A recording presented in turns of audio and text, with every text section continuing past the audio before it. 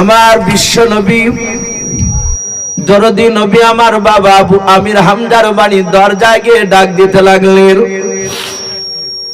ওগো চাচা, ওগো আমির হামজা চাচা বলে বাপজি কয়েকবার ডাক দিলেন। আমির হামজা রাদিয়াল্লাহু তাআলা আনহুর বাপজি গলার আওয়াজ ভেসে আসলো না। আল্লাহ রাসূল দরজার বাইরে দাঁড়িয়ে, ঘরের দরজা বাপজি ভিতর থেকে বাপজি বন্ধ করা আছে। বাড়ির ভেতর থেকে আমির হামজার স্ত্রী ডাক দিয়ে বলল, কে চিল্লায়? আল্লাহর নবী বলেন, ওগো চাচিমা, আমি আব্দুল্লাহর সন্তান মুহাম্মদ রাসূলুল্লাহ সাল্লাল্লাহু তাআলা আলাইহি ওয়াসাল্লাম। নবী আমার ডাক দিয়ে বলেন, ওগো আমার চাচিমা, তাড়াতাড়ি একটু দরজাটা খুলে দেন, আমার কি চাচা নাই? বলে নাও। সঙ্গে সঙ্গে যখন বাপজি চাচা নাই বলে কোথায় গিয়েছে? বলে তোমার চাচা জঙ্গলে হরিণ শিকার করতে গিয়েছে। আল্লাহ রাসূলকে ডাক দিয়ে তার চাচিমা বলেছিল, বেটা তুমি তোমার চাচাকে কেন ডাক দিতে এসেছো? কেন আমার বাড়ির দরজায় এসে খোঁজ নিছো? বলাও। ডাকে দিয়ে বলে, চাচিমা আমি মক্কার অমুক পাড়াতে গিয়েছিলাম, আমি তো কোনো অন্যায় করি নাই। আমি মানুষদেরকে জাহান্নামের রাস্তা থেকে তারা কিভাবে জান্নাতের রাস্তা যাবে সেই রাস্তাটা দেখানোর জন্য গিয়েছিলাম। আমি তাদেরকে বলছিলাম, বড়দেরকে ছোটরা তোমরা শ্রদ্ধা করবা, আর বড়দেরকে আমি বলছিলাম ছোটদেরকে তোমরা স্নেহ করবা, মহব্বত করবা। ওগো চাচিমা আমি 5 ওয়াক্ত নামাজের কথা বলছিলাম, আল্লাহকে মানার কথা বলছিলাম, আর আমি নবী, আমাকে যেন তারা সকলেই নবী বলে যেন মেনে নেয়। ওগো চাচিমা এই কথা বলার সাথে সাথে তারা আমাকে পাথর দিয়ে মারতে লাগলো। বিশ্বদরদি নবীজির যখন এই কথাটা শুনলাম, ওই আমির হামজার অর্ধাঙ্গিনী বিবি ডাক দিয়ে বলল, ওরে ভাতিজা, যেমন তোমার কর্ম তেমন তোমার ফল পেয়েছো। তুমি এখন বাড়ির দরজা থেকে বেরিয়ে যাও, তোমার মতো ছেলেকে আমার বাড়িতে জায়গা দেব না। তোমার চাচা শুনতে পেলে আমাকে মারবে, বকাবকি করবে। আল্লাহ রাসূলকে বাপজি সান্ত্বনামূলক কথা বললো না। নবীজি এত বাপজি ভেঙে পড়ে নাকি তো বাপজি মাথার যন্ত্রণার ব্যথাও ফেটে গিয়েছিল। আবার তার সাথে বাবা তার চাচিমা বাপজি বাড়িতে একটু জায়গা দিল না। আল্লাহ রাসূল বাপজি কান্না করতে করতে মাঠের দিকে চলে গেলেন, মরুভূমির ময়দানের দিকে। গুহার ভিতর বাবা নবী আমার সিজদায় পড়ে কাঁদেন আর বলেন, আল্লাহ আমি মনে হয় তোমার দিনকে আরো বেশি গুণ টিকে রাখতে পারবো না। আমার দুনিয়াতে কোনো মানুষ আমার সাহায্য করার কোনো মানুষ আর দেখতে পাওয়া যায় না। ওগো মালিক তুমি ছাড়া কেউ নাই। আমার চাচা আবু তালিব ছিল, আজ আর দুনিয়াতে বেঁচে নাই। আমার অর্ধাঙ্গিনী বিবি খাদিজা ছিল, সেই খাদিজা তো বেঁচে নাই, তুমি নিয়ে নিয়েছো। আল্লাহ রাসূল বাপজি এইভাবে সিজদায় পড়ে পড়ে কাঁদেন। আর ওই সময় বাপজি আমির হামজা হরিণকে দেখে বাপজি শিকারে করার জন্য তীরখানা বাপজি লক্ষ্য করে ছুটতে যাবে। ভাইরা আমার, বাবা জীবনেরা, আল্লাহ কোরআন পাকে বলেছেন, মা ইয়াহদিহিল্লাহু ফালা মুদিল্লা লাহু ওয়া মা ইউদ্লিলহু ফালা হাদিয়া লাহু। আমার আল্লাহ বলেন, ওগো বান্দারা শুনে নাও, আমি যাকে হেদায়েত বানাবো পৃথিবীর মানুষ নাই তাকে গোমরা বানাতে পারবে, আর আমি যাকে গোমরা বানাবো রে বান্দা পৃথিবীর মানুষ কেউ নাই তাকে হেদায়েত বানাতে পারবে। আল্লাহর নবী জনাবে মুহাম্মদ রাসূলুল্লাহ সাল্লাল্লাহু তাআলা আলাইহি ওয়াসাল্লাম সিজদায় পড়ে বাপজি কান্না করেছিলেন। আর ওই সময় আমির হামজা জাহাতে বাপজি হরিণটাকে ধরে বাপজি তীর ছুটতে যাবে। হরিণটা পেছন দিকে বাপজি ঘোড়ার উপর, আল্লাহর বাপজি কুদরাতে হরিণটায় জবান খুলে গেল মানুষের মতো। বলুন সুবহানাল্লাহ। ওই হরিণ চিৎকার করে বলেছিল, রে রাসূলুল্লাহর চাচা আমির হামজা, এই আমির হামজা তুমি আমাকে শিকারি করে নাও, আমাকে তীর ছুড়ে মেরো নাও। ওরে আমির হামজা, যা তোমার ভাতিজাকে ধরে মক্কার মানুষেরা মেরেছে, একটু তোমার ভাতিজার পাশে গিয়ে তুমি দাঁড়াও।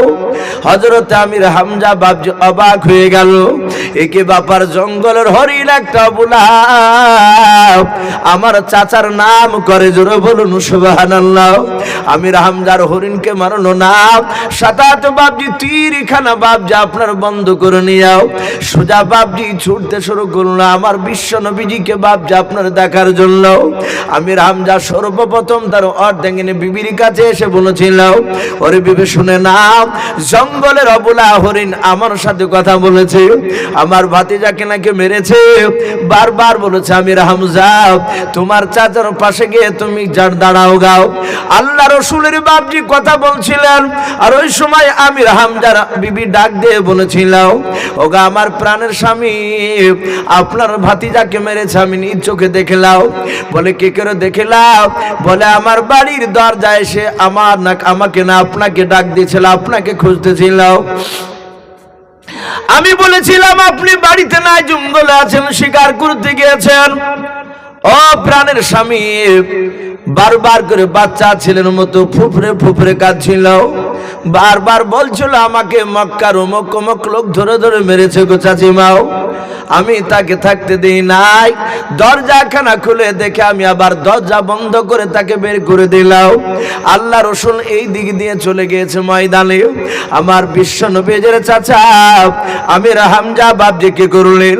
উনি দেখলেন পায়ের দিকে তাকে দেখেন বাপজি যে এই দিক দিয়ে রসুল্লাহ হেঁটে গিয়েছে, ওই মাটির দিকে তাকালেন বাপজি পায়ের দাগ বাপজি রক্তে বাপজি লেগে আছে। আল্লাহ রসুলের বাপজি গুহার কাছে গিয়ে আমির হামজা হঠাৎ করে নবীজির পিঠে হাত দিয়ে বলেছিল, গো ভাতে যাও আর কান্না করবা না, এতদিন তোমার সাইডে ছিলাম না, তোমার পেছনে এসে দাঁড়িয়েছিলাম না, তাই বেঈমানরা তোমাকে মারতে সাহস পেত। রোগ আমার ভাতে যাও, আজ থেকে আমি তোমার আমির হামজা চাচা, আমি তোমার পাশে দাঁড়াবো। তোমাকে কেউ যদি মারে আমি তাকে দুনিয়ার বুক থেকে বিদায় করে দেব। ওরে ভাতে যাও, একবার তুমি নামটা বলো, তোমাকে কে মেরেছে? আল্লাহ রসুল বাপজি সেজদা থেকে মাথা তুললেন। নবী বললেন, চাচা যদি আমার দোষী ব্যক্তিকে যদি আপনি মারেন, বলে হ্যাঁ, তাহলে কি লাভ হবে? বলে ভাতে যাও, তোমাকে যে মেরেছে তাকে আমি মারতে পারলে আমি তীর দিয়ে তার বুকের ভিতরে ভরে দিয়ে পৃষ্ঠ মোবারক দিয়ে তীরখানা বের করে দেব। ওগা আমার ভাতি যাও, এতে তুমি আনন্দ করবাও, আতে তুমি আনন্দ পাবার, তুমি আনন্দ পেলে আমিও খুশি হয়ে যাব। আল্লাহর নবীজি ডাক দিয়ে বলেন, চাচা ওই লোকটাকে মারার চেয়ে একটা কাজ করলে আমি বেশি খুশি হব। বিশ্ব নবীজের চাচা ডাক দিয়ে বলেছিল, গো ভাতে যাও, তুমি যা করতে বলবা তা আমি করব তোমার খুশির জন্য। বিশ্ব নবী বলেন, চাচা এতদিন কলমা আপনি পড়েন নাই, ওগো চাচা আপনি একবার কলমা লা ইলাহা ইল্লাল্লাহু মুহাম্মাদুর রাসূলুল্লাহ সাল্লাল্লাহু তাআলা আলাইহি ওয়াসাল্লাম এই কলমা পড়ে নিয়ে সাথে আপনি মুসলমান হয়ে যান। বলুন সুবহানাল্লাহ। এই আল্লাহ রসুলের বাপজি আপন চাচা আমির হামজা, তিনি সাথে বাপজি কলমা পড়ে নিয়েছিলেন। কলমা নিয়ার পড়ার পরে রসুলকে বাপজি এত ভালোবাসতেন, আমার বিশ্ব নবীর কাছে বাপজি বাচ্চা ছেলের মতো দাঁড়িয়ে থাকতেন। বলুন আলহামদুলিল্লাহ।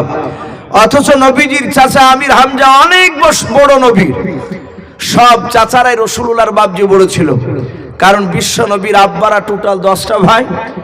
দুনিয়া সিরিয়াল অনুযায়ী বাপজি লাস্টেকার ছেলে আব্দুল্লাহর ছেলে হচ্ছে বাপজি মুহাম্মদ সাল্লাল্লাহু আলাইহি ওয়াসাল্লাম।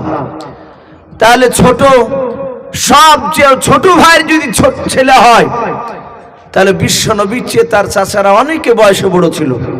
সম্মানিত ভাইরা আমার, বাবা জীবনেরা, সেই নবীর আপন চাচা আমির হামজা উনি ঈমান এনেছিলেন, কিন্তু বাপজি এই আবু লাহাব বলে একটা বেঈমান, রসুলের বাপজি আপন চাচাও আবু সেহেল বাপজি কলমা পড়লো না, তার পাথরে যে কলমার দাওয়াত কলমা পড়েছে, এটা শোনার পরে এসে উদবা সাইবা আবু সুফিয়ান আরে আবু লাহাব আরে আবু সেহেল 5 লিডার রাত্রিতে একত্রিত হয়েছে।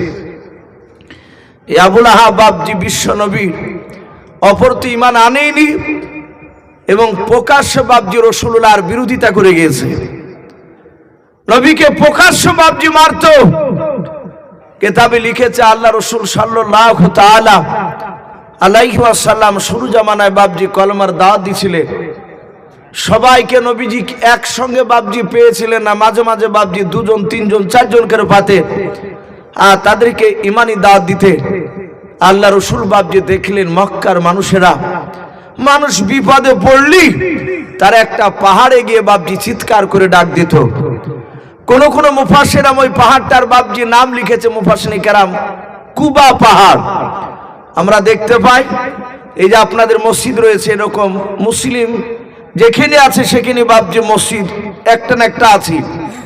তো মসজিদে 5 ওয়াক্ত বাপজি আজান হয়।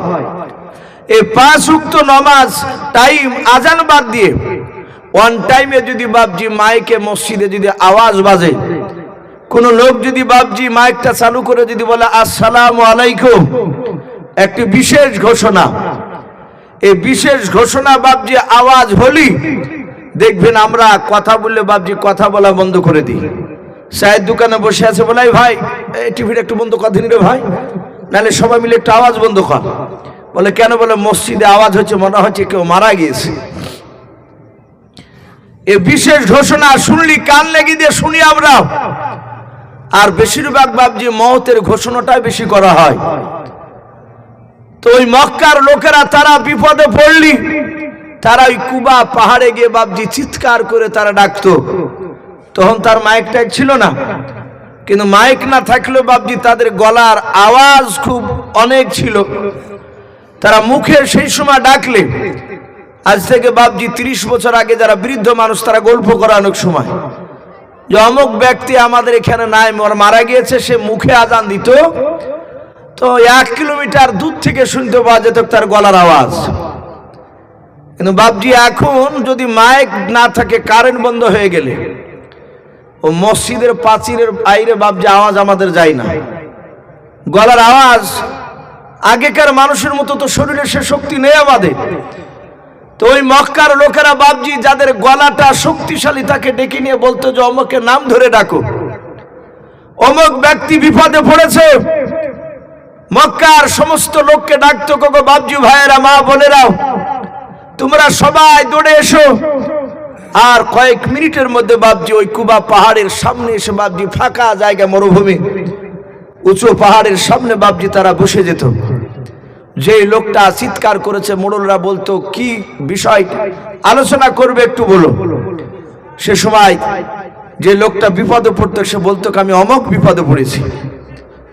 তখন সে বিপদ থেকে বাপজি কি করে লোকটা উদ্ধার হবে তা নিয়ে সে মক্কার লোকেরা বাপজি তারা সেই সময় চিন্তা ফিকির করতো। আল্লাহ রাসূল বাপজি চিন্তা করলেন আমি তো একসঙ্গে এত লোককে পাইনি, যত লোক ওই কুবা পাহাড়ে গিয়ে একত্রিত হয় আমিও গিয়ে ওই কুবা পাহাড়ে গিয়ে চিৎকার করে ডাক দেব। আমার মনে হয় আমার ডাকে সব লোক আসবে। আমাকে সবাই এখনো তো আলামিন বলে মানি না, এই কথা তো বলে না। আমার উপর যারা ঈমান এনেছে তারা তো মানি, আর যারা এখনো রাসূলুল্লাহর ব্যাপারে বুঝেনি তারা আমাকে আলামিন বলে হয়তো চিনবে জানবে। আমি ডাক দিব দেখি সবাই আসবে। আমার বিশ্ব নবী এরকম আশা নিয়ে বাবা পাহাড়ে চূড়ায় দাঁড়িয়ে গেলেন। নবী আমার ওই পাহাড় থেকে বাপজি চিৎকার করে আপনার ডাক দিতে শুরু করে দিলেন। ও মক্কার বাপজি ভাইরাও, ও গো মা বোনেরাও, তোমরা সকলেই দৌড়ে এসো, আমি একটা কথা বলবো তোমাদের সামনে। সবাই বলা বলি করতে লাগলো। আব্দুল্লাহর সন্তান ডাক দিয়েছে ভাবে পাহাড়ে কোনোদিন এর আগে ডাক দেয় না, চলো আমরা যাই। সবাই ছোট বড় বাপজি সকল মিলে জমা হয়ে বাবাও ওই পাহাড়ের সামনে বাপজি তারা বসে পড়লো দলবদ্ধ ভাবে। আল্লাহর নবীজি বললেন গো চাচা ভাইরাও বাপজিরাও আপনারা এখানে দাঁড়িয়ে আছেন? বলে হ্যাঁ। সামনে সবাই মিলে বসে যান। সবাই মিলে তারা বসে গেল।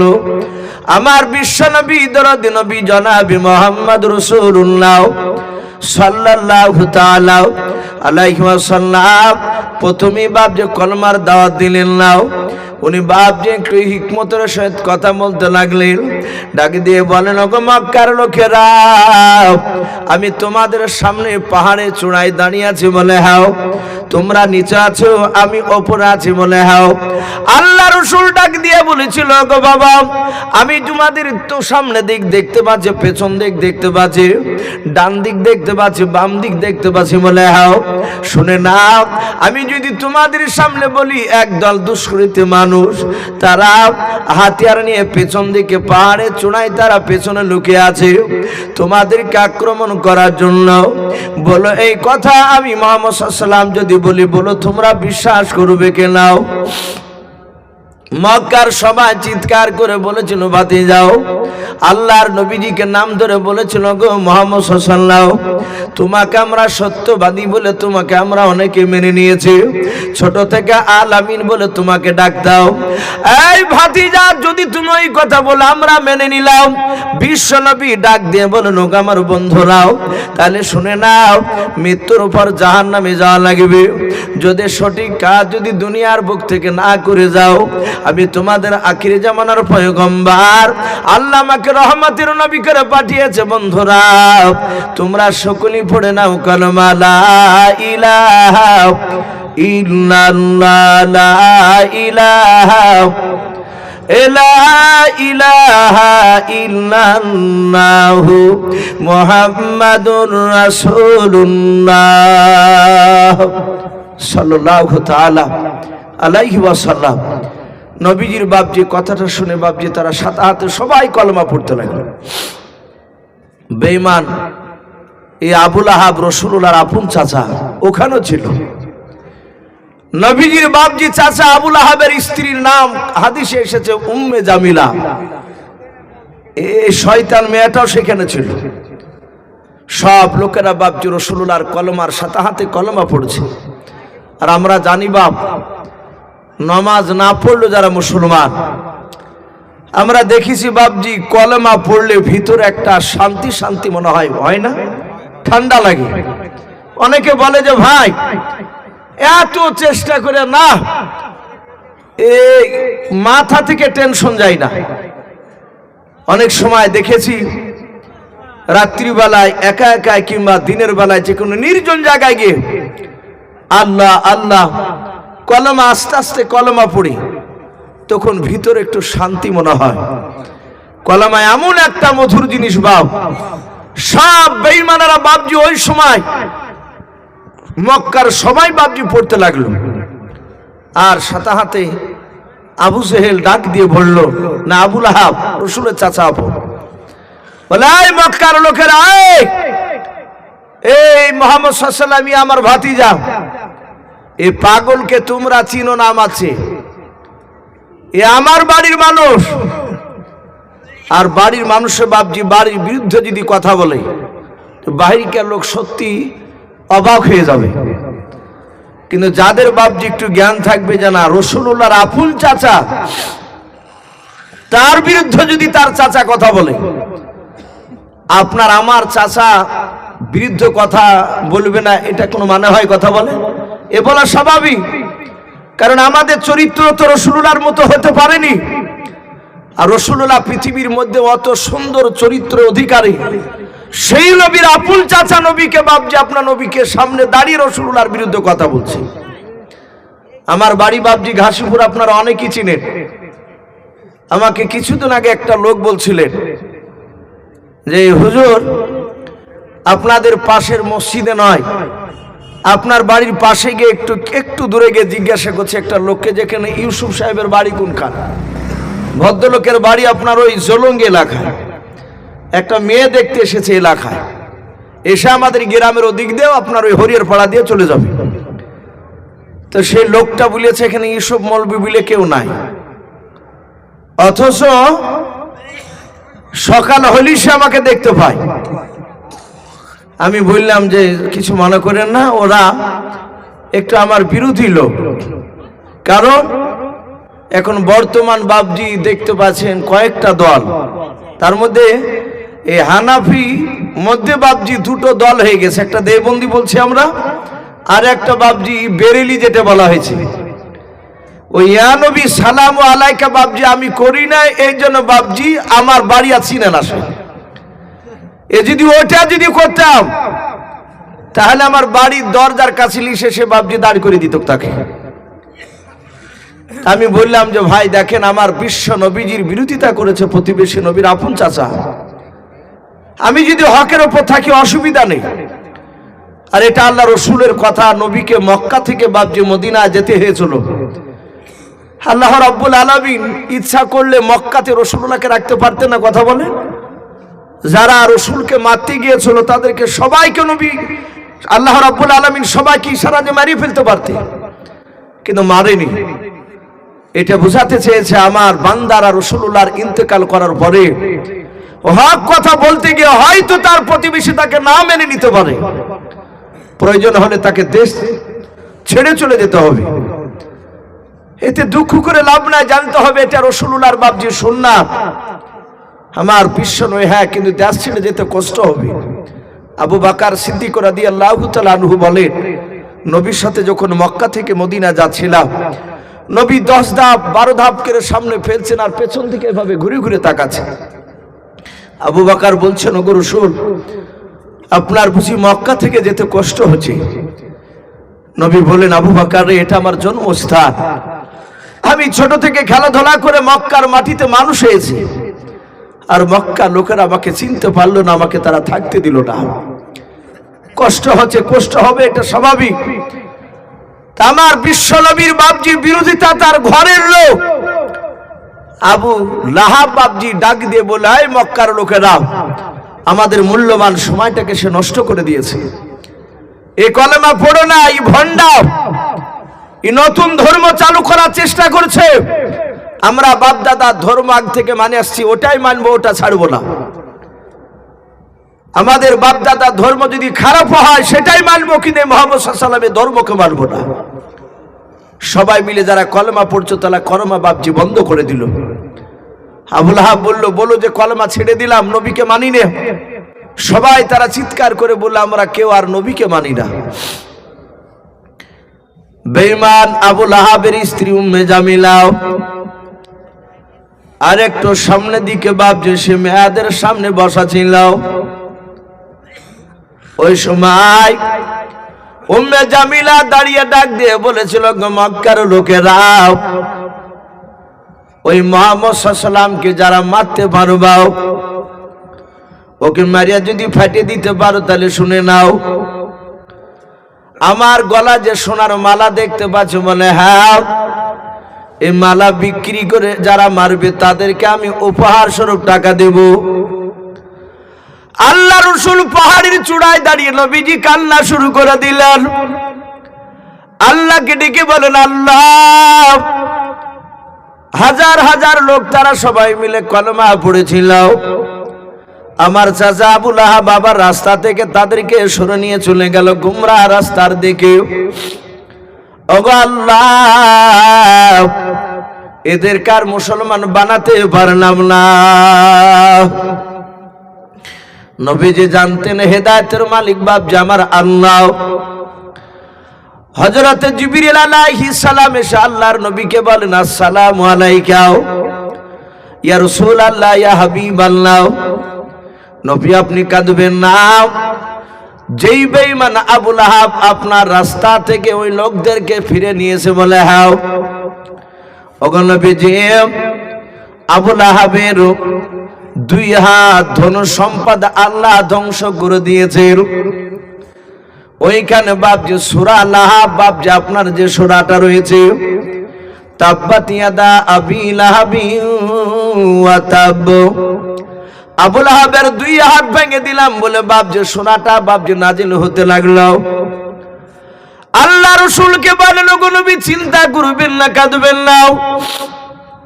যেই সব লোক কলেমা পড়ার পর কলেমা থেকে আবার বেঈমান আবু লাহাবের দলের দিকে চলে গেল, ওই সব লোকেরা কিয়ামতের ময়দানে জাহান্নামের আগুনের লাকড়ি হবে।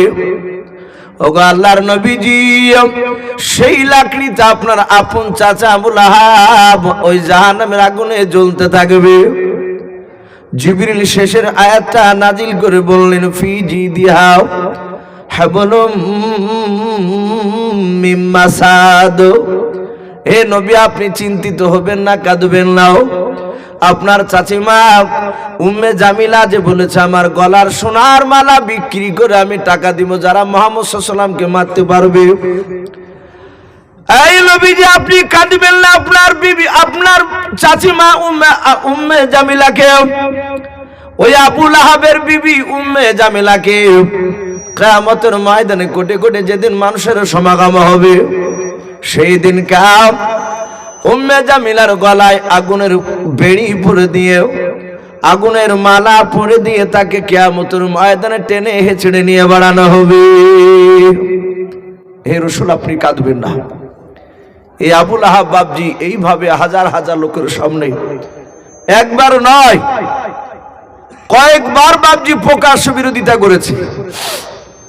শুধু তাই নয়, ওই রাত্রিবেলাতে বাপজি রাসূলুল্লাহর বিরুদ্ধে বাপজি নবীকে কি করে ধ্বংস করবে এই চক্রান্তর বাপজি জাল বিছাছিল। আবু জেহেল বলল, ভাই মুহাম্মদ সাল্লাল্লাহু আলাইহি ওয়াসাল্লাম তো বড় জাদুঘর, ওকে তো দেখলাম সে পাথরকে জাদু করেছে। হে বন্ধু উতবা সাইবারা, তাকে কি ধ্বংস করা কোন রাস্তা আছে? সাথে হাতে বলল উতবা সাইবা, হে আবু জেহেল নেতা, একটা কাজ করলে কেমন হয়? বলে কি কাজ? বলে আমাদের সামনে যে রাস্তা আছে, বলে হ্যাঁ, এই রাস্তাতে আমরা গোপনে, ওরা যেন জানতে না পারে, আমরা যদি ওই রাস্তায় যদি একটু গর্ত কেটে রাখি, অপরে ডাল পাতা বিছিয়ে দিয়ে হালকা মাটি ছুড়ে দিব, মুহাম্মদ সাল্লাল্লাহু আলাইহি ওয়াসাল্লাম রাত্রিবেলায় ভোরবেলায় নামাজ পড়তে যাবে আর ওখানে পা দিয়ে শেষ হয়ে যাবে। এটা করলে কেমন হয়? শতাহাতে বাপজি ওখানে প্রতিবাদ করেছিল বেঈমান আবু জেহেল, ডাক দিয়ে বলেছিল, এই উতবা সাইবা, আমি দেখেছি নবীকে মারা অত সহজ নয়, মুখে যত বলা সহজ, বাস্তবে পরিণত করা অত সহজ নয়, নবীকে মারতে পারবা না। উতবা সাইবা ডাক দিয়ে বলল, ভাই মুহাম্মদ সাল্লাল্লাহু আলাইহি ওয়াসাল্লামকে এমন কি জিনিস দেখেছো যে তাকে মারতে পারা সম্ভব নয়? ওকে মারা যাবে না ডাইরেক্ট? এই আবু জেহেল ওই সময় উতবা সাইবার সামনে, আবু লাহাবের সামনে, আবু সুফিয়ানের সামনে ওই রাত্রিবেলায় বাপজি আবু জেহেল বলেছিল, কারণ বিশ্ব নবীর বাড়ি আর আবু জেহেলের বাড়ি একেবারে কাছাকাছি। জানি না এখানে হাজী সাহেব আছেন কিনা। হাজী সাহেব না হলেও বাপজি অনেক যুবক ছেলেরা এখন সৌদি টৌদি কাজে যাচ্ছে, তারা গিয়ে বাপজি দেখছে রাসূলুল্লাহর বাপজি সে হজে না গেল, সে নবীর দেশে তো গিয়েছে। সেখানে বাপজি অনেক মানুষ আবার এসে ফতোয়া দিচ্ছে, একটা ছেলে যদি কাজ করতে যদি যায়, কাজ করতে গিয়ে বাপজি সে হয়তো হজ করেছে, সেখানকার যে হজের নিয়ম সেগুলো পালন করেছে, করার পরে সে হয়তো দাড়ি মাড়ি রেখিয়ে দিয়েছে, পাঞ্জাবি পরে এসে বাপজি সে বাড়িতে বেশ সুন্নতি কায়দায়, যাকে বলে একেবারে ভালো মানুষের মতন সে চলাফেরা করছে। তো যারা আবার টাকা খরচ করে বাপজি জমি বেচে গাছ বেচে হজ করে এসেছে, তারা আবার ফতোয়া দিচ্ছে ওদেরকে হাজি বলা যাবে নাকি। বলে কেন? বলে ওরা তো ব্যবসা, ওরা ইনকাম করতে গেছিল, জমি বেচতে হবে, জমি নিজের জমি গাছ গুছালি বেচে কার হজে যেতে হবে।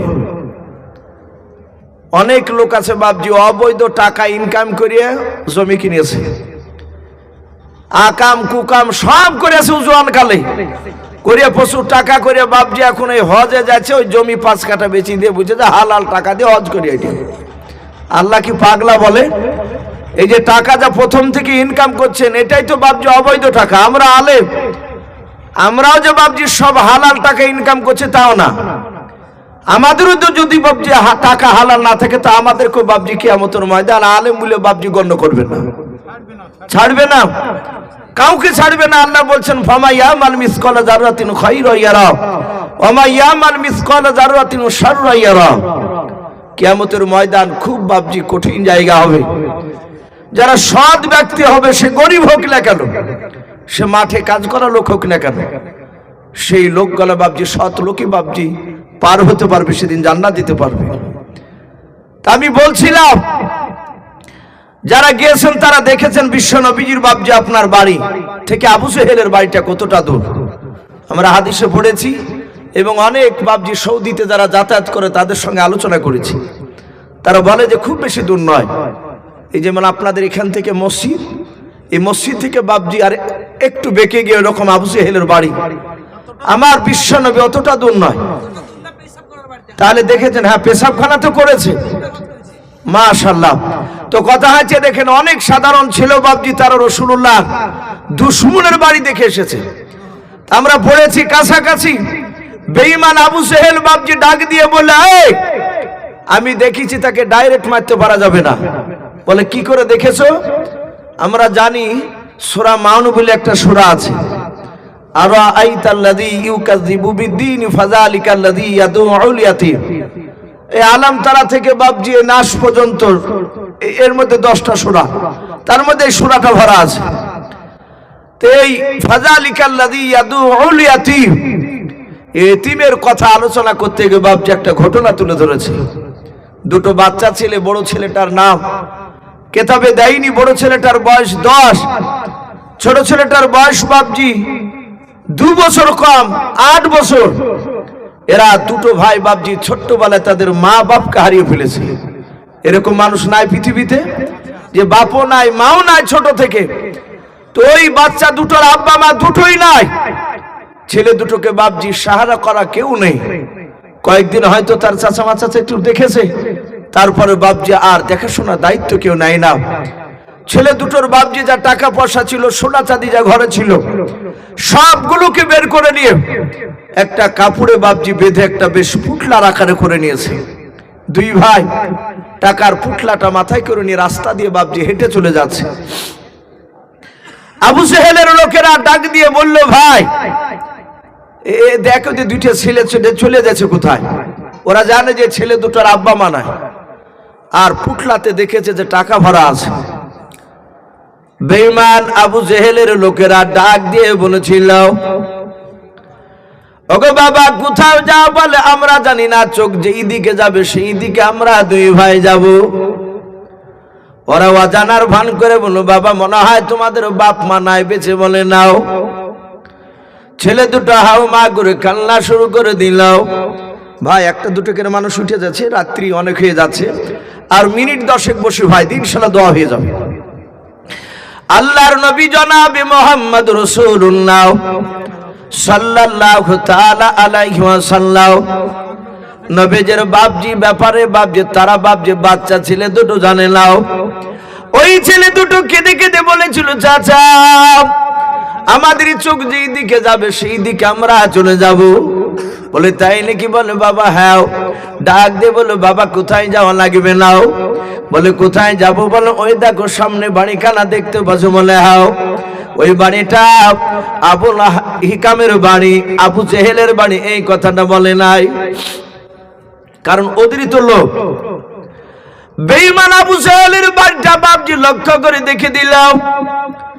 বলে বাবা ওই বাড়িতে লোকটার নাম হচ্ছে আবুল হিকাম, জ্ঞানী গুণী বুদ্ধিজীবীর বাপ। সেই লোকটাও এত ভালো মানুষ, তোমরা তার বাড়িতে যেয়ে থাকবা, খাওয়া দাওয়া পুরোবা, তার বিনিময়ে 1 টাকাও নিবে নাও। বলে চাচা এত ভালো মানুষ আছে? বলে হ্যাঁ। বাচ্চা ছেলে দুটোকে বাপজি ধরে নিয়ে গেল। টাকার পুটলাটা বাপজি আবু জেহেলের চামচারা হাতে ধরে নিয়ে যাচ্ছে। আবু জেহেলকে ইশারা করে বাপজি ডাকলো, আবু জেহেল চলে আসলো। চোখের বাপজি একটু ইশারা করলো। তারা বলতে চাইলো এই ছেলে দুটোর টাকার পুটলা একটু অভিনয় কৌশলে কেড়ে নিতে হবে। আবু জেহেল ইশারা করে বলে চিন্তা করো নাও। টাকার পুটলাটা হাতে করে নিয়ে বলল, বাবা এতে কি আছে? বলে সোনা চাঁদি টাকা আছে আমাদের। বলে আর টাকা আছে? বলে না, ঘরে যা টাকা পয়সা ছিল সব বেঁধে নিয়েছে, এগুলোই আমাদের সম্পদ। এই বাবা তোমাদের কি আব্বা বেঁচে নাই, মা বেঁচে নাই? বলে না। ডাক দিয়ে বললো, বাবা কান্না করবা না। আবু জেহেল নিজে হাতে বাচ্চা ছেলে দুটো চোখ মুছে দিল। ডাক দিয়ে বলেছিল, বাবা আমার বাড়িতে খাওয়া দাওয়া থাকবা, আমার টাকা থেকে পোশাক কিনে দেব তোমাদেরকে। এই টাকার পোটলাটা আমাকে আমানত স্বরূপ তোমরা রাখতে দাও। এই পোটলা থেকে 1 টাকা আমি নেব না, খরচ করবো না কোনো জায়গায়।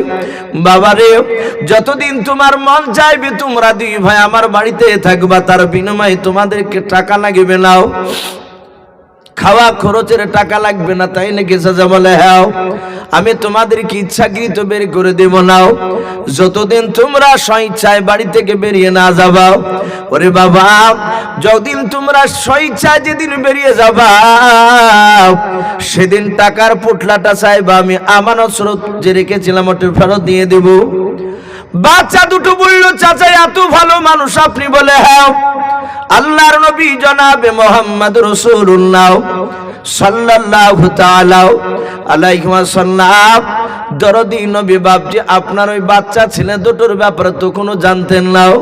ছেলে দুটো থাকতে লাগলো, 1 দিন 2 দিন 3 দিন পার হয়ে বাবা 4 দিনকার দিন সকালবেলায় আবু জেহেল বলল তার বিবিকে, বাচ্চা ছেলে দুটোকে খাবার খেতে দিয়ে দাও। বাচ্চা ছেলে দুটোকে খাবার দিয়ে দিল। বাচ্চা ছেলে দুটো বাপ যে 2টা বাসন নিয়েও তারা 2 হাত দিয়ে 2 ভাই 2-3 বার বাপ যে লোকমা মুখে দিয়েছে। আর ওই সময় বেঈমান আবু জেহেল ঘরের ভিতর থেকে বাবা তলোয়ার হাতে করে নিয়ে এসে চোখগুলো বাপ যে আপনার লাল করে বের করে ওই বাচ্চা ছেলের সামনে থেকে বাবা খাবারের বাসন দুখানা বাপজি টেনে নিয়ে নেওয়ার পর তলোয়ার দিয়ে বাপজি ভয় দেখাতে লাগলো। ডাকে দিয়ে বলল, বেটা এখনই বাড়ি থেকে বেরিয়ে যাও, নালে তলোয়ার দিয়ে তোদের 2 ভাইকে জবাই করে দেব। ডাক দিয়ে বলেছিল, চাচা কেন বের করে দেবেন? বলে আর তোদের 2 ভাইকে আমার বাড়িতে থাকতে দেব না। ডাকে দিয়ে বলেছিল, চাচা এরকম তো কথা ছিল না। বলে ওরকম কথা ছিল না, ও সবগুলো আমি শুনতে চাই না। এই এখনই বেরিয়ে যাও।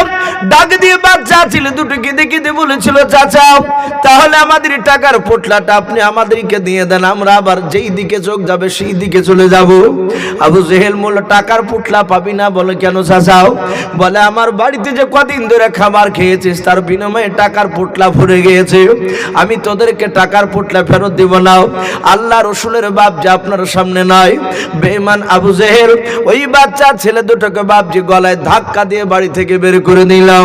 বাচ্চা ছেলে দুটো বাপজি ভয়ে আর দ্বিতীয়বার বাপজি কথা বলতে পারলো না, কারণ আবু জেহেলের বাপজি চোখের তাকানো ভালো ছিল না। তার এমন বাপজি মেজাজ হাই হয়ে গিয়েছিল। বিশ্ব নবীজির বাপজি আপনার নয় দুশমন বেঈমান ওই বাচ্চা ছেলে দুটোকে বাপজি হয়তো জবাই করে দিবার কথা বলতে গেলে, তাই বাচ্চা ছেলে দুটো বাপজি ভয় আর কথা বলল না। তারা কাঁদতে কাঁদতে চলে যাচ্ছে। আর বারবার পেছন দিকে আবু জেহেলের বাড়ির দিকে ঘুরে ঘুরে তাকে তাকে দেখছে টাকার পুটলাটা কেড়ে নিয়েছে আবু জেহেল। ওই বাচ্চা ছেলে দুটোকে বাপজি রাস্তার মাঝখানে ওই আবু জেহেলের বাপজি লোকেরা যারাই তার বাড়িতে নিয়ে যেয়ে দিয়েছিল, তারা আবার অভিনয় করে বাপজি এসে বলেছিল, বাবা কেন কান্না করতে করতে চলে যাচ্ছে আবু জেহেলের বাড়ি থেকে? বলো। ডাকে দিয়ে বলেছিল, চাচা আবু জেহেল লোকটা বড্ড ভালো লোক নাই, খারাপ লোক। বলে কেন রে বাবা? বলে আমাদের সঙ্গে বেঈমানি করেছে, কথার ওয়াদা খেলাপ করেছে, আমাদের টাকার পুটলা কেড়ে নিয়ে দেয় নাই। ও চাচা একটু দয়া করে টাকার পুটলাটা তার বাড়ি থেকে কেড়ে নিয়ে সব চেয়ে নিয়ে এসে দিয়ে দাও। ওই বাচ্চা ছেলে দুটোর কথা শুনে আবু জেহেলের লোকেরাও তারা মনে মনে ভাবলো উপযুক্ত বিচার করেছে আবু জেহেল, এবার আবু জেহেলের কাছে এরা চলে যাবে, তারপর আমরা আবু জেহেলের বাড়িতে গিয়ে টাকার পুটলা থেকে ভাগ চাইবো, যেহেতু আমরা তার দলের লোক। বাচ্চা ছেলে দুটোকে বললো, বাবারে মক্কা নগরীর কোন মানুষ আবু জেহেলের কাছে যেতে পারবে না টাকার পোটলা বলে। বলে চাচা তাহলে কি টাকার পুটলা আর পাবো না? বলে নাও, কিন্তু বাবা রে টাকার পুটলায় একটা মানুষ বিচার করে দিতে পারে। বলে কে গো? তাদের ধারণা ছিল বেঈমান আবু জেহেলদের লোকেদের, তাদের মনের তামান্না ছিল যে আল্লাহ রসুলের কাছে গিয়ে টাকার পুটলার কথা বললে নবী রসুলরা আল্লাহকে ছাড়া পৃথিবীর কাউকে দেখে ডরাই না, ভয় পাই না। বলুন সুবহানাল্লাহ। ভাই সঙ্গে সঙ্গে ডাক দিয়ে বলেছিল, গো বাবা ওই দেখো বাড়িখানা দেখতে পাচ্ছ? বলে হ্যাঁ। মুহাম্মদ সাল্লাল্লাহু আলাইহি ওয়াসাল্লাম তার নাও, সে নবী দাবি করেছে, যাও ওই লোকটার কাছে গিয়ে দাবি করলে তোমাদের টাকার পুটলা বিচার করে দেবে। ওই আবু জেহেলের কাছে যেতে পারবে ওই লোকটা, তাছাড়া কেউ যেতে পারবে না। ওই বাচ্চা ছেলে দুটো বাপজি চলে গেল। আবু জেহেলদের বাপজি, লোকের বাপজি, এটা ধারণা ছিল নবী যখন যাবে আবু জেহেলের বাড়িতে টাকার পোটলা নিয়েও, যখন টাকার পোটলা চাইবে আর ওই সময় বেঈমান আবু জেহেল গলার ঘরের দরজা বন্ধ করে দিয়াও মুহাম্মদ সাল্লাল্লাহু আলাইহি ওয়াসাল্লামকে মারবে। আর আমরা মুহাম্মদ সাল্লাল্লাহু আলাইহি ওয়াসাল্লামের কান্নার চিৎকার আওয়াজ শুনে আমরা ঘরের বাইরে থেকে দূর থেকে আমরা হাততালি মেরে আনন্দ ভোগ করব। মুহাম্মদ সাল্লাল্লাহু আলাইহি ওয়াসাল্লাম গেলিটের ভাবে, আর আবু জেহেলের এক নম্বর চোখের কাটা হচ্ছে মুহাম্মদ সাল্লাল্লাহু আলাইহি ওয়াসাল্লাম। সব সময় আমাদেরকে যুক্তি দেয় যে মুহাম্মদ সাল্লাল্লাহু আলাইহি ওয়াসাল্লামকে মেরে আই, আজ ওর বাড়িতে যাক দেখি কিভাবে মারবে, আমরা দূর থেকে দেখব। বাচ্চা ছেলে দুটো বাবাও আল্লাহ রাসূলের কাছে গিয়ে বাপজি ডাক দিলাও। বিশ্বনবী ভিতর থেকে বেরিয়ে এসে বাপজি সালাম দিলেন, আসসালামু আলাইকুম ওয়া রাহমাতুল্লাহি ওয়া বারাকাতুহু। আল্লাহর নবীজির এত আখলাক চরিত্র ছিল বাবা, বিশ্বনবী আমার ছোট্ট ছেলেকে পর্যন্ত আগে সালাম দিতেন। বলুন সুবহানাল্লাহ। আমরা সালাম দিই না ভাই। অনেক আলেমকে দেখেছি তাকাতাকি করে যে আমি আগে দিলে মনে হয় সম্মান কমিয়ে যাবে, ওই দেখিনি। ও ভাবে যে আমি অমুক টাকা পয়সাওয়ালা মালিক, ওই দেখি দিছে কিনা, দেখা যায় দুজনায় বাপজি তাকাতাই করতে কেউ কাউকে দেয় না। এরকম অনেক জায়গায় ঘটে। আমরা বিশ্ব নবীর উম্মত, আমরা যদি বুঝতে পারি যে এটা মুসলমান, ফারাজি হানাফিয়া সব দেখবো না বাপ, সে নাভির ওপরে হাত বাঁধুক আর নিচে বাঁধুক, ও কলেমা পড়া তো ভাই মুসলমান। আমাদেরকে এক হওয়া দরকার বাপজি। বর্তমান আমরা মুসলমান নাম শুনলি তাকে সালাম দিব, বলুন ইনশাআল্লাহ। সাথে হাতে বাপজি ওই বাচ্চা ছেলে দুটো রাসূলের সালামের উত্তর দিলেন। নবীজি বললেন, এই বাবা কাঁদছিস কেন? ডাক দিয়ে বলল, নবী আপনাকে আমরা চিনতাম না, কিছু লোক আপনার বাড়ি দেখে দিয়েছে, আমাদের টাকার পুটলা ওই বাড়ি খান আবু জেহেল নাম, সে টাকার পুটলা আমাদের কেড়ে নিয়ে দেয়নি। আমার বিশ্ব নবী জনাবে মুহাম্মদ রাসূলুল্লাহ সাল্লাল্লাহু তাআলা আলাইহি ওয়াসাল্লাম নবী বলেন, বাবা আবু জেহেলের বাড়ি থেকে দাবি করতে পারবা? বলে, হ্যাঁ অবশ্যই দাবি করতে পারবো আমি।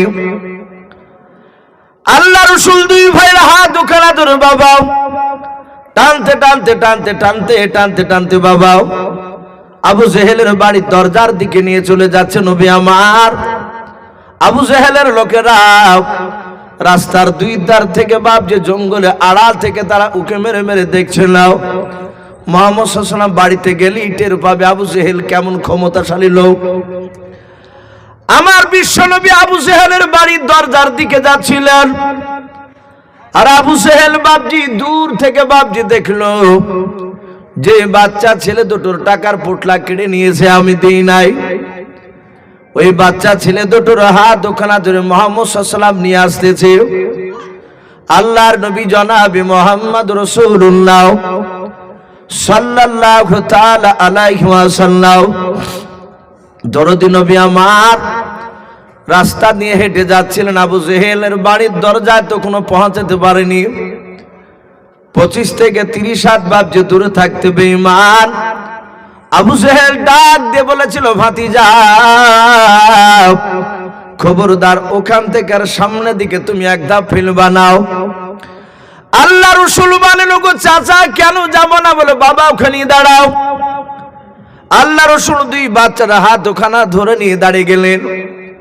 নবী বলেন, চাচা এই ছেলে দুটোর নাকি টাকার পোটলা আপনার বাড়িতে আছে, আপনি নাকি দেননি? বলে, নাও। অস্বীকার করলো না, স্বীকার করে নিল।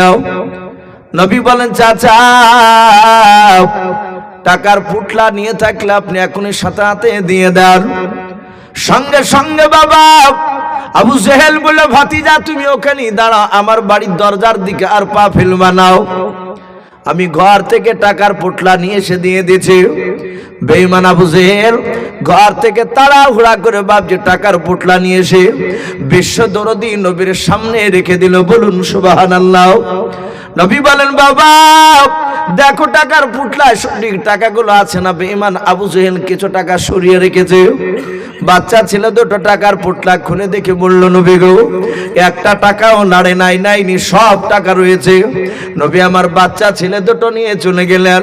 বেঈমান আবু জেহেলের লোকেরা আড়াল থেকে দৃশ্যখানা দেখে বাপজি অবাক হয়ে গেল।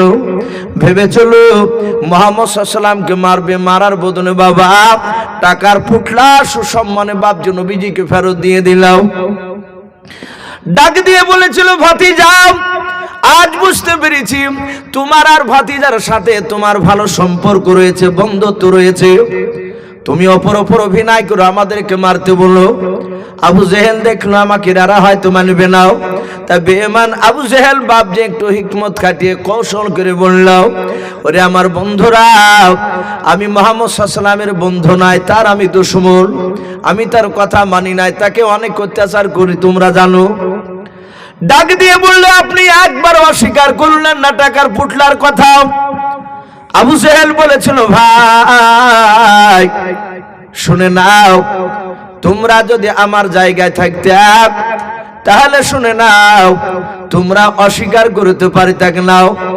ডাক দিয়ে বলল ও ভাই তুমি এমন কি জিনিস দেখেছো বলো। ডাক দিয়ে বলল ভাই মুহাম্মদ সাল্লাল্লাহু আলাইহি ওয়াসাল্লাম বড় জাদুঘর, তোমাদের কি জাদু করে না আমাকে জাদু করেছিল। আমার দিকে যখন মুহাম্মদ সাল্লাল্লাহু আলাইহি ওয়াসাল্লাম আমার ভাতিজা আসতেছিল আমি তাকে দেখলাম তার ডান এবং বাম দুই দিক থেকে এক নয় দুই নয় 60 থেকে 70 খানা তলোয়ার মনে হচ্ছিল ছুটে এসে আমার বুকে এসে গেতে যাবে। বলুন সুবহানাল্লাহ। ওলাই বন্ধুরা আমি কি একবার স্বীকার করা বান্দা, আর ওই তলোয়ারের ভয়ে আমি স্বীকার করতে বাধ্য হয়েছি, আমি রাজি হয়ে গিয়েছিলাম। আদম মুহাম্মদ সাল্লাল্লাহু আলাইহি ওয়াসাল্লাম তোমাদেরকে জাদু করেনি আমাকে করেছে। বাপজি আমার বিশ্ব রসুলের বাপজি এই দৃশ্যখানা বেঈমান আবু জেহেল দেখেছিল। উতবা সাহিবাকে বলল মুহাম্মদ সাল্লাল্লাহু আলাইহি ওয়াসাল্লামকে ডাইরেক্ট মারা সম্ভব নয়। রসুলের বাপজি সে বিরোধিতা করে রসুলের কথা মানেনি, তাই নবী বলেছিলেন তোর নাম আজ থেকে আবু জেহেল, তুই মূর্খের বাপ। তো যাই হোক বাপ বলার উদ্দেশ্য বাপজি আলোচনার প্রতিটা বক্তার বাপজি শেষের বেলায় কথা হচ্ছে বাপজি আসসালাত নামাজের কথা বলা, যে আল্লাহ ভোলা মানুষ কি করে বাপজি আল্লাহকে চিনতে পারবে, নামাজ না পড়লে কি করে 5 ওয়াক্ত নামাজ আমরা পড়ব। তাই প্রতিটা বাপজি ভাই মা বোনদেরকে বলবো আমরা সকলেই 5 ওয়াক্ত নামাজ পড়বো, বলুন ইনশাআল্লাহ। যাদের বাপ মা বেঁচে আছে বাপজি তারা বাপ মার খিদমত করবো, সেই সন্তান যারা আছে যাদের বাপ মা মারা গিয়েছে বাপজি আমরা তাদের জন্য নামাজের হালাতে দোয়া করবো ইনশাআল্লাহ। আল্লাহ রাব্বুল আলামিন আমাদের সকলকে কোরআন এবং সুন্নাত মাফিক আমল করা তৌফিক দান করুন, বলুন আল্লাহুম্মা আমিন।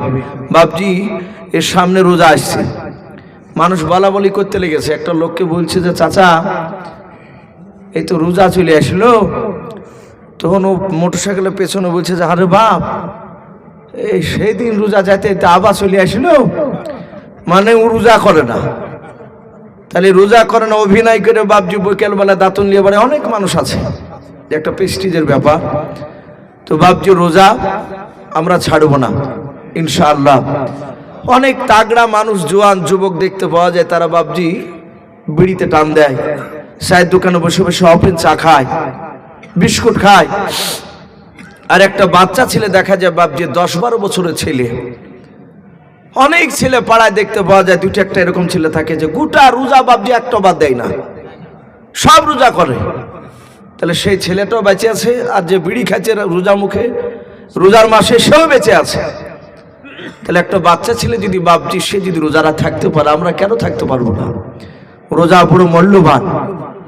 নিশ্চয় সারাদিন যদি বাপজি আল্লাহর আইন অনুযায়ী রাসূলুল্লাহর হুকুম অনুযায়ী যদি বাপজি আমরা রোজা শুকিয়ে থাকতে পারি ইনশাআল্লাহ আল্লাহ আমাদের রোজাকে কবুল করবে। আমরা সকলে বাপজি এখন থেকে বাপজি একদম প্রস্তুতি নেব, আমরা দোয়া করব। নামাজ পড়তে পড়তে যে শুধু দোয়া করতে হবে তা নয়, হাঁটতে হাঁটতে দোয়া করা হয়। সবসময় যে হাত তুলি দোয়া করতে হবে তা নয়, আপনি এমনি হাঁটতে হাঁটতে হাতকে ছেড়ে দিয়ে এমনি মৌখিক দোয়া করা যে হে আল্লাহ আমরা যেন রোজাগুলো করতে পারি সে তৌফিক দিও। এ বলে বাপজি মনে দৃঢ় বিশ্বাস নিয়ে বাপজি আমরা ইনশাআল্লাহ আগামী রোজা রাখার প্রস্তুতি নেব। বলুন ইনশাআল্লাহ। রোজা একটা বাদ দিবেন না বাপজি। অনেকে যারা রোজা করেছিল তারা অনেকে বাপজি নাই, অনেকে চলে গেছে দুনিয়া ছেড়ে। আমরা জানি না বাপজি রমজান মাস সবাই পাবো কিনা। তাই প্রতিটা বাপজি ভাই মা বোনদের সকলকে বলবো আমরা 5 ওয়াক্ত নামাজ পড়বো। আল্লাহ রাব্বুল আলামিন কোরআন এবং সুন্নাত মুআফিক আমল করার তৌফিক দান করুন। বলুন আল্লাহুম্মা আমিন, আল্লাহুম্মা আমিন।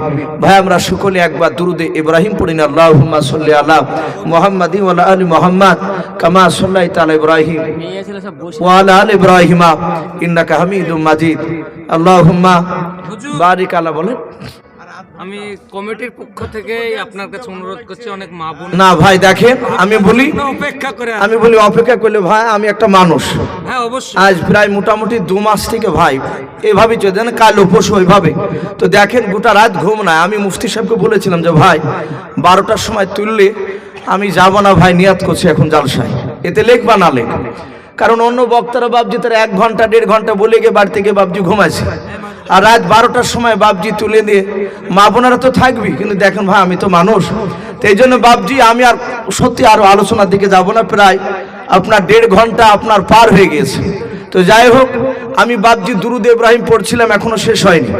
তাই বাপজি না ভাই বসেন শোনাবা দুরুদ ইব্রাহিমটা বাপজি পড়ি না। আল্লাহুম্মা সাল্লি আলা মুহাম্মাদি ওয়া আলা আলি মুহাম্মাদ কামা সাল্লাইতা আলা ইব্রাহিম ওয়া আলা আলি ইব্রাহিম ইন্নাকা হামিদুম মাজিদ।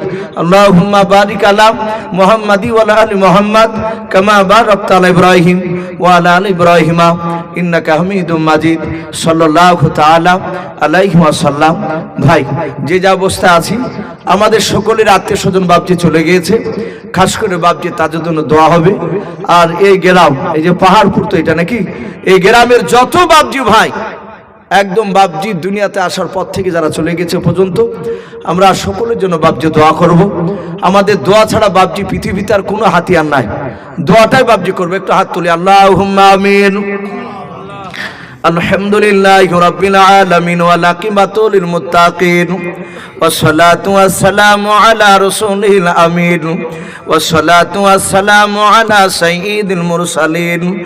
রব্বানা যালামনা আনফুসানা ওয়া ইল্লাম তাগফির লানা ওয়া তারহামনা লানাকুনান্না মিনাল খাসিরিন। রব্বানা লা তুযিগ কুলুবানা বা'দা ইয হাদাইতানা ওয়া হাব লানা মিন লাদুনকা রাহমা ইন্নাকা আনতাল ওয়াহ্হাব। আয় আল্লাহ প্রায় রাত্রি 12:30 পার হয়ে গেল রে মাওলা। ওগো রব্বুল আলামিন শীতের রাত্রিতে তোমার ইমানদার বান্দা বান্দীদেরকে নিয়ে মাওলা গভীর রাত্রিতে হাত উঠিয়েছে মাওলা। আয় আল্লাহ তুমি দয়া মেহেরবান করে আমাদের সকলের হাতগুলো তুমি ইমানদার হিসাবে তুমি কবুল করে নাও। ওগো রব্বুল আলামিন আমরা সকলেই গুনাহগার খাকসার নাদান তোমার বান্দাও। দিনের আলো রাত্রির অন্ধকার মাওলা সগীরা কবিরা জানো অজানাও ছোট বড় জাহেরি বাতিনি যাবতীয় গুনাহ করে ফেলেছি। আয় আল্লাহ তুমি আমাদের সকলের জীবনের যাবতীয় গুনাহগুলো তুমি মাফ করে দাও। রব্বুল আলামিন তুমি রহমান, তুমি রহিম, তুমি জলিল, তুমি জব্বার, তুমি সত্তার। আয় আল্লাহ তুমি দা মেহেরবান করে আমাদের সকলের ছোট বড় বাপজি ভাই মা বোনদের সকলের হাতগুলো তুমি ইমানদার হিসেবে তুমি কবুল করে নাও। আয় আল্লাহ আজকে পবিত্র জালসার মাহফিল তুমি কবুল করে নাও মওলা রে। এই গ্রামের আয় আল্লাহ কমিটি ভাইরা হাড় ভাঙা পরিশ্রম করে কেউ টাকা দিয়ে কেউ শ্রম দিয়ে জালসার মাহফিল আয়োজন করেছেন মওলা। আয় আল্লাহ তুমি সব কমিটি ভাইয়ের মেহনতকে তুমি কবুল করে নিয়ে তাদের ঈমানটা হযরত আবু বকর সিদ্দিক রাদিয়াল্লাহু তাআলা আনহুর মতো ঈমান তুমি বানিয়ে দাও। আয় আল্লাহ মাওলা কিরম দেখো তোমার বান্দা বান্দেরাও আমিন আমিন করছে, কার আব্বা নাই মা নাই, কার দাদা নাই দাদি নাই, চাচা নাই চাচি নাই, নানা নাই নানি নাই। আয় আল্লাহ কার আমাদের ছেলে মেয়ে নাই। আয় আল্লাহ অনেকের আত্মীয় স্বজন চলে গিয়েছে, তারা অন্ধকার কবরে শুয়ে রয়েছে মওলা রে। দা মেহেরবান করে আমাদের সকলের আত্মীয় স্বজনের কবরে আযাবগুলো তুমি মাফ করে দাও। আয় আল্লাহ মাওলা করিম আয় আল্লাহ এই পাহাড়পুর গ্রামের এই গ্রামের পবিত্র জালসার মাহফিল তুমি কবুল করে নাও। মওলা রে এই গ্রাম থেকে যত মাইয়াত কবরবাসী হয়ে গিয়েছে সকল মাইয়াতের কবরে আযাবগুলো তুমি মাফ করে দাও। আয় আল্লাহ সকল মাইয়াতের শরীরে তুমি জান্নাতি পোশাক নিয়ে এসে তুমি পরিয়ে দাও। আয় আল্লাহ এই বাড়িতে মওলাই কারীম আয় আল্লাহ তোমার বান্দাদের বাড়িতে তুমি রহমত বর্ষণ করো। আয় আল্লাহ আমাদের সকলকে তুমি আসমানি বালা জমিনে বালা থেকে তুমি হেফাজত করো। আয় আল্লাহ এই গ্রামের পবিত্র জুম্মার মসজিদকেও তুমি কবুল করে নাও। মওলা রে চন্দ্রহাট মাদ্রাসা যে হেড শিক্ষক মুফতি মানারুল ইসলাম সাহেব দামাত বারকাতুহুম আলিয়াও, আয় আল্লাহ তুমি তাকে মসজিদের যোগ্য ইমাম হিসাবে তুমি কবুল করে নাও, তাকে মাদ্রাসার যোগ্য শিক্ষক হিসাবেও তুমি কবুল করে নাও। আয় আল্লাহ খাস করে মওলাই কারীম সারা বিশ্বের মুসলমানকে তুমি হেফাজত করো। আয় আল্লাহ খাস করে ফিলিস্তিনি যুবক বাপজি ভাই আয় আল্লাহ যারা কষ্ট পাচ্ছে তাদেরকে তুমি হেফাজত করো। আয় আল্লাহ খাস করে মওলাই কারীম সারা বিশ্বের মুসলমানকে তুমি হেফাজত করো। আয় আল্লাহ এই দোয়াটুকু নবীর ওসিলা করে বলি কবুল করে নাও। আয় আল্লাহ যত নবী রাসূল আয় আল্লাহ পাঠিয়েছিলে মওলা তুমি তাদের সকলে আরো সামনে তুমি পৌঁছিয়ে দাও। আয় আল্লাহ এই দোয়াটুকু নবীর ওসিলা করে বলি কবুল করে নাও। আয় আল্লাহ এই দোয়াটুকু নবীর ওসিলা করে বলি কবুল করে নাও। আল্লাহুম্মা ইন্নী আউযু বিকা মিন আযাবি জাহান্নাম ওয়া আউযু বিকা মিন আযাবিল কুবুর ওয়া আউযু বিকা মিন ফিতনাতিল মাসিহিদ দাজ্জাল। আয় আল্লাহ আমাদের সকল বাপজি ভাইয়ের ঈমানটাও হযরত আবু বকর সিদ্দিক রাদিয়াল্লাহু তাআলা আনহুর মতন বানিয়ে দাও। আমার মা বোনেরা পর্দার আড়াল থেকে কথাগুলো শুনতেছিল মওলা আমার সকল মা বোনের ঈমানটাও হযরত মা ফাতেমা জোহরা রাদিয়াল্লাহু তাআলা আনহার মতো তুমি ঈমান তুমি তাদের বানিয়ে দাও। এই দোয়াটুকু নবীর ওসিলা করে বলে কবুল করে নাও। ওয়া সাল্লাল্লাহু তাআলা আলা খালিকিহি মুহাম্মাদি ওয়া আলিহি ওয়া সাহাবি আজমাইন বিরহমাতিকা ইয়া আরহামার রাহিমিন ওয়া আলহামদুলিল্লাহি রাব্বিল